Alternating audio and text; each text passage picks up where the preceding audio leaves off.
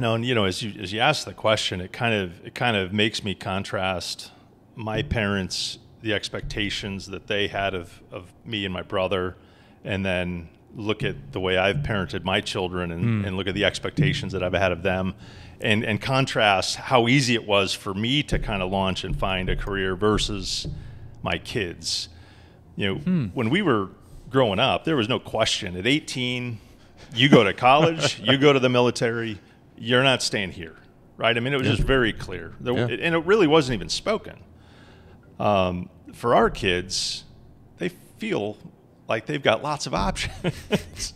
So that's perhaps a whole nother session. But for me, transitioning out of college into that first job, it really was almost like fully liberating. I'll say it that way. Yeah. It was fully liberating. For the last 3.5 years, I graduated a little bit early. So the last 3.5 years, you're investing so much time and energy with what feels like zero monetary return, and you even wonder if the grades matter that much. Yep.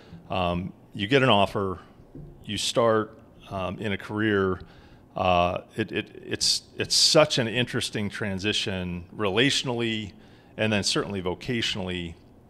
And I absolutely had a ball in my first job at KPMG as a public accountant. Even though accounting per se isn't a sexy, kind of vocation, I traveled, every Monday I went to a different engagement. So I'm always customer facing. I'm always dealing with people. I'm always trying to figure out a way to, learn about what motivates folks that you're working with, so that you can know if you can trust them, and how, just that whole audit process. And so, that was pretty exciting for me, that first job.